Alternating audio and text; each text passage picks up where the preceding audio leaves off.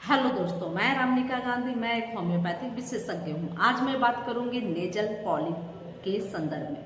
Nasal polyp actually में होता क्या है?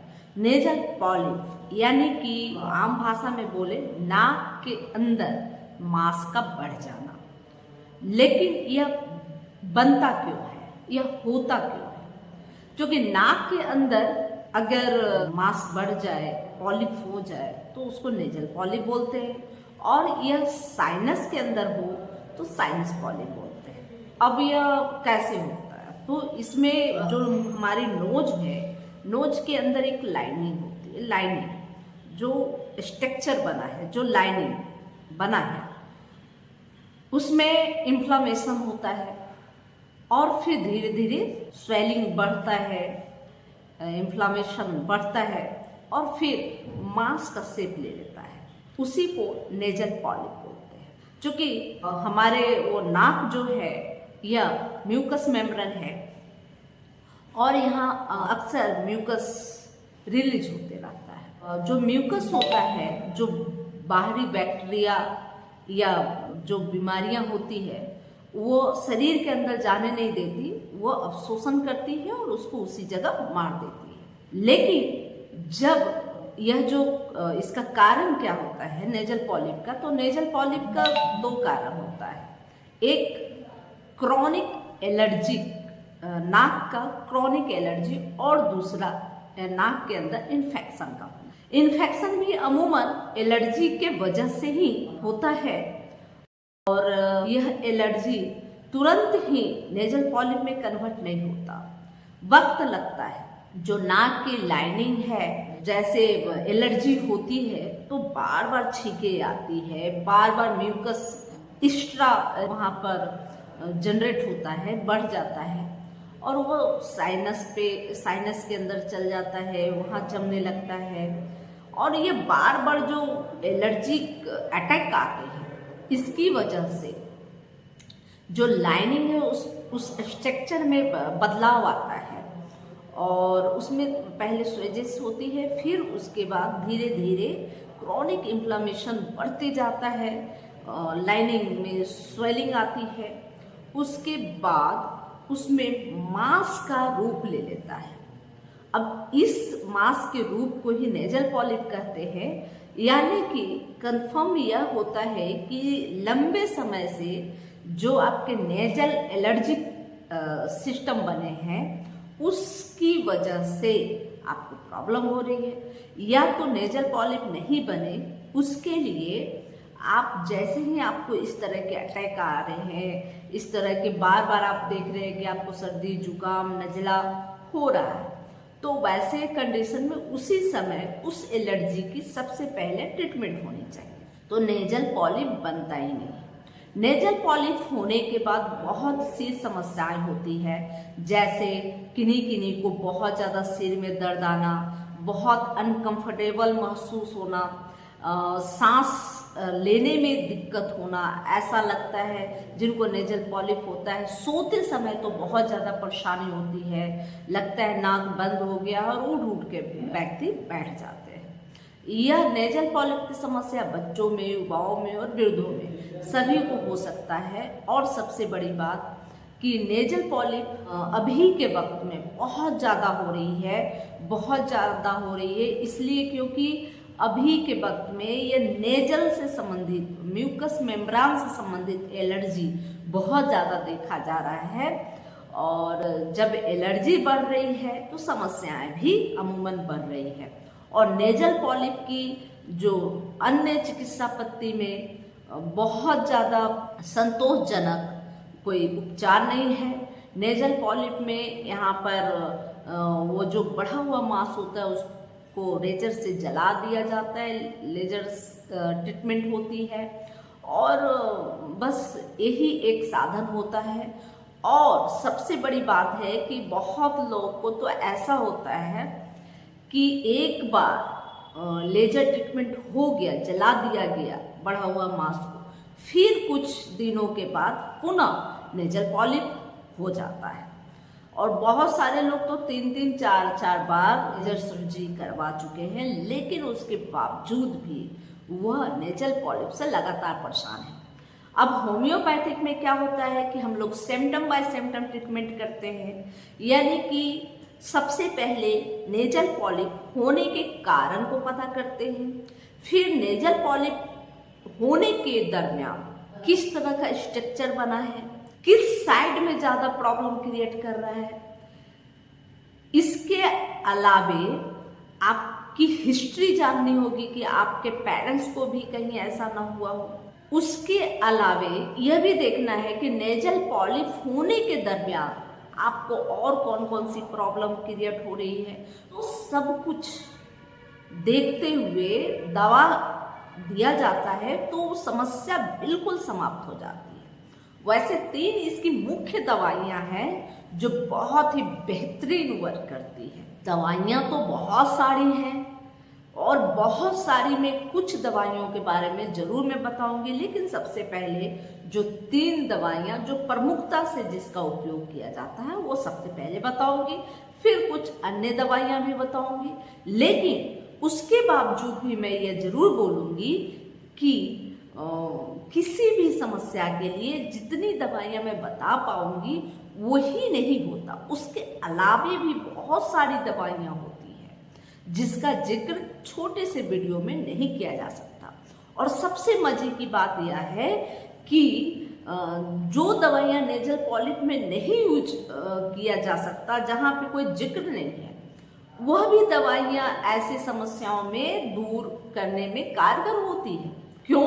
क्योंकि व्यक्ति के सिम्टम, कारण, हिस्ट्री, इन सभी का जब आकलन होता है तो कोई और अन्य दवाई भी आपकी कॉन्स्टिट्यूशनल हो सकती है, और कॉन्स्टिट्यूशनल होने के साथ आपका पूरा ट्रीटमेंट हो सकता है।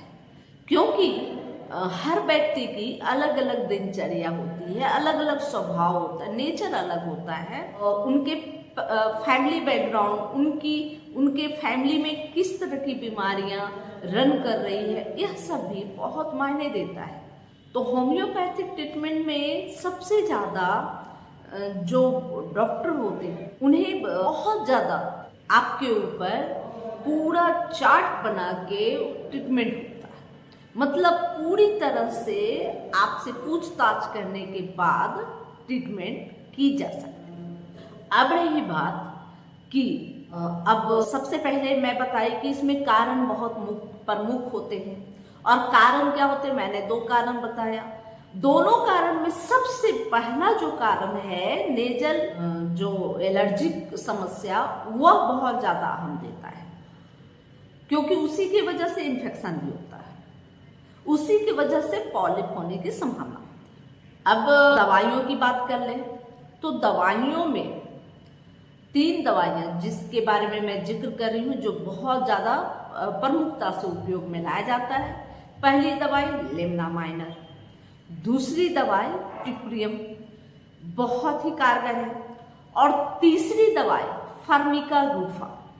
बहुत लोगों को यह नेजल पॉलिप बनने की मतलब बार बार प्रवृत्ति बनी रहती है, और बार बार प्रवृत्ति बनने के बाद मान लीजिए किसी व्यक्ति ने नेजल पॉलिप का भी लेजर सर्जरी करवाया है, उसके बाद फिर से उनको हुआ और फिर उन्होंने नेजल सर्जरी कराया, तो वो समझ सकते हैं कि उनको इस तरह की प्रवृत्ति बनी हुई है। नेजल सर्जरी के बाद पूर्ण नेजल पॉलिप न बन जाए, इसलिए फर्मिका रूफा उस जगह में बहुत ज़्यादा कारगर है। और लेमना माइनर और फर्मिका रूफा दोनों मदर टीचर में उपयोग में लाना चाहिए। ट्यूक्रियम की 30 पोटेंसी बहुत अच्छी होती है नेजल पॉलिप को जल्दी से रिमूव करने की, लेकिन इसमें वक्त लगता है। नेजल पॉलिप की ट्रीटमेंट बिल्कुल सुगम और सुरक्षित तरीके से होम्योपैथिक में होता है। किसी तरह का काट छाट या किसी तरह का जलाने की प्रवृत्ति नहीं होती। यह जो लेजर सर्जरी होती है ना, जो जलाया जाता है, बहुत ज़्यादा तकलीफ 4-5 दिन तक लोगों को होता है, लेकिन होम्योपैथिक से डिजॉल्व हो जाता है और इसमें किसी भी प्रकार का दिक्कत व्यक्ति को नहीं होता। बल्कि जब दवा स्टार्ट करते हैं नेजल पॉलिप के लिए तो पहले दूसरे दिनों से ही उनको और ज़्यादा राहत मिलना शुरू होता है। मतलब जो परेशानी नेजल पॉलिप की वजह से उनको हो रही थी वो धीरे धीरे पहले दिन के बाद से ही कम होना शुरू हो जाता है और धीरे धीरे 1.5 से 2 महीने में नेजल पॉलिप बिल्कुल समाप्त हो जाता है। लेकिन इसके लिए पेशेंस यानी कि टाइम देना होगा। जैसा कि मैं बता रही थी कि नेजल पॉलिप होने के बाद क्या क्या परेशानियां होती। नेजल पॉलिप होने के बाद बहुत लोगों को देखा गया है कि सिर में दर्द होता है, सांस लेने में दिक्कत होती है, अनकंफर्टेबल बेचैनी महसूस होती है, सोते समय सांस अटकने लगता है, बहुत ज़्यादा खड़ाटे लेने की आदत होती है ऐसे लोगों को, क्योंकि जब सांस लेता है तो वो अवरोध पैदा करता है जिससे साउंड होता है, तो सोनोरिंग की समस्या हो सकती है। इसके अलावे आपको किसी प्रकार का गंध महसूस नहीं हो सकता, और गंध अगर महसूस नहीं होता तो आपको जो कुछ खा रहे हैं तो उसमें स्वाद भी पता नहीं चलता। अगर नेजल पॉलिप की समस्या बहुत ज़्यादा बढ़ जाए तो स्वाद तक नहीं पता चलता है। तो ये बहुत सारी बातें हैं जो समस्या उत्पन्न हो सकती है अक्सर। फिर मैंने 3 दवाइयाँ बताई कि लेमना माइनर जो कि सबसे बेस्ट है और इसे मदर टीचर में लिया जाना चाहिए। नेजल पॉलिप की समस्या है तो 15 बूंद 3 टाइम आधे कप गुनगुने पानी के साथ ले, बहुत अच्छा फायदा देता है। फार्मिका रूफा तब लेनी चाहिए कि नेजल पॉलिप की बार बार जो प्रवृत्ति है वो बंद हो जाए। फिर ट्यूक्रियम जो होती है वो बिल्कुल जो पॉलिप होता है उसको धीरे धीरे धीरे धीरे कम करने की प्रयास करता है। अब रही बात कि इसमें सिम्टम हो ना हो कोई फर्क नहीं पड़ता, इसमें इन दवाइयों से बहुत जल्दी ही राहत मिल सकता है। लेकिन नेजल पॉलिप की और भी बहुत सारी दवाइयां हैं, जैसे सेंगुनेरिया, अस्पाइजेरिया, सेंगुनेरिया नाइट्रिकम, जो दाएं साइड में अगर दाएं साइड के नाक में अगर नेजल पॉलिप है तो उसमें सेंगुनेरिया नाइट्रिकम 30 में आप ले लें। सुबह दोपहर शाम आप दाएं साइड के जो नेजल पॉलिप है उसमें बहुत ज़्यादा आराम मिलेगा। और अगर बाएं साइड का नेजल पॉलिप है उसमें अस्पाइजेलिया ले लें, बहुत अच्छा फायदा करता है। बाएं साइड में अस्पाइजेलिया भी काम करता है और कैली नाइट्रिकम भी बेहतर काम करता है। दाएं साइड में सेंगुनेरिया नाइट्रिकम और कैली नाइट्रिकम दोनों काम करता है और अस्पाइजेलिया बाएं साइड में काम करता है। इसके अलावे एक और कंडीशन होता है कि नेजल पॉलिप की जो समस्या है या नाक बंद होने की समस्या है, नेजल पॉलिप के साथ साथ नाक बंद होने की समस्या है, तो जैसे कभी दाएं साइड में नाक बंद हुआ, फिर दाएं में ठीक हो गया और फिर बाएं में नाक बंद महसूस हो रहा है, तो अगर यह कंडीशन है कि दाएं और बाएं प्राय क्रम से हो रहा है तो उसमें सेनापिस नाइग्रा लेने से बहुत अच्छा काम करता है। नेजल पॉलिप के साथ साथ आपको गले में भी कुछ अटकने सा महसूस होता है, गले में भी कफ भरा भरा लगता है, तो ऐसी स्थिति में कैलीबाइक्रोम बहुत अच्छा काम करता है। अगर लेफ्ट साइड का नेजल पॉलिप है और आप फैटी हैं तो ऐसी स्थिति में जैसे अस्पाइजेलिया काम करता है वैसी स्थिति में कैलकेरिया का भी काम करता है। साइलेसिया भी बहुत अच्छा काम करता है। अगर नेजल पॉलिप के साथ साथ आपका म्यूकस डिस्चार्ज बहुत ज़्यादा होता है, बहुत ज़्यादा रनिंग नॉज होते हैं और ऐसा हो जाता है कि ऐसे लगता है कि हड्डियों में छेद तक हो गया, इतना म्यूकस बन रहा है, तो वैसी कंडीशन में साइलेसिया बहुत ही बेहतर काम कर लेता है। यह सब कुछ दवाई थी जो खास तौर पे नेजल पॉलिप के लिए मैंने बताया है। चूँकि जो नेजल पॉलिप है वो रनिंग नोज की वजह से, एलर्जी की वजह से, क्रॉनिक नेजल एलर्जी की वजह से होता है, तो सबसे पहले उसका ट्रीटमेंट बहुत ज़्यादा ज़रूरी है ताकि यह बार बार होने वाली प्रवृत्ति से बचाव हो सके। इसके अलावे आप एक और घरेलू उपाय कर सकते हैं। जब नाक बंद सा महसूस होता है, सोने के समय बहुत ज़्यादा दिक्कत हो रही है, तो आप लोटस ऑयल की कुछ बूंदे एक गरम परात में आप पानी ले और उसमें गरम करके उसमें कुछ बूंदे लोटस ऑयल की डाल दें, और उसको आप उसके एरोमा को ले, उसके भाप को ले, तो आपके नाक खुल जाएंगे और आप एक आरामदायक नींद पा सकते हैं। यह जानकारी अगर अच्छी लगी तो लाइक करें, तो सब्सक्राइब जरूर करें, बेल आइकन जरूर दबाएं। जय हिंद, जय भारत, धन्यवाद।